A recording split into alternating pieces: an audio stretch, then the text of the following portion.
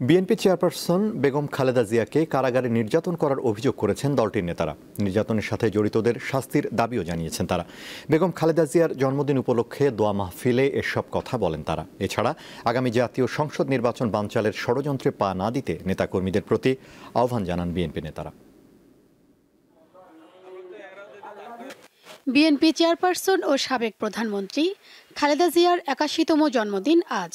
২০১৫ সালের পর থেকে অনেকটা অনাড়ম্বরভাবেই পালিত হয়ে আসছে খালেদা জিয়ার জন্মদিন।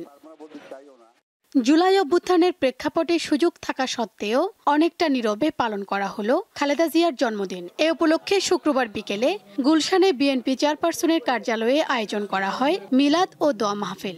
এতে খালেদা জিয়ার সুস্বাস্থ্য কামনা করে দোয়া ও মোনাজাত করা হয়। এর আগে সকালে দলের নয়াপল্টন কেন্দ্রীয় কার্যালয়ে দোয়া ও সংক্ষিপ্ত আলোচনার আয়োজন করা হয়। এতে দলটির কেন্দ্রীয় নেতারা বক্তব্য রাখেন। এ সময় খালেদা জিয়াকে কারাগারে নির্যাতন করা হয়েছে বলে অভিযোগ করেন দলটির স্থায়ী কমিটির সদস্য মির্জা আব্বাস। যেটাকে ওই সময় খাদ্যদ্রব্যের সঙ্গে বোধহয় কোনো বিষাক্ত কোনো জিনিস মিশিয়ে দেওয়া হতো। দেশনেত্রী বেগম খালেদার জেল জীবনে ওনার উপরে কতটুকু নিপীড়ন হয়েছে, কতটুকু অত্যাচার হয়েছে, কারা কারা এর সঙ্গে দায়ী, তাদের সকলের একটা বিচার করা উচিত বলে আমি বিশ্বাস করি এবং মনে করি। নির্বাচন নিয়ে ষড়যন্ত্র চলছে, সেজন্য নেতাকর্মীদেরকে সতর্ক থাকার আহ্বান জানান বিএনপি নেতারা।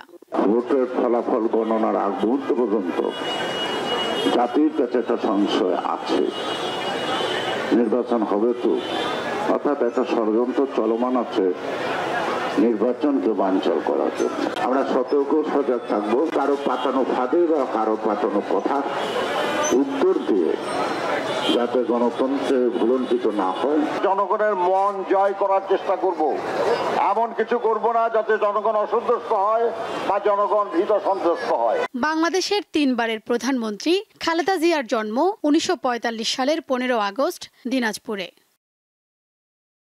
শিউলি শবনম, দীপ্ত সংবাদ, ঢাকা।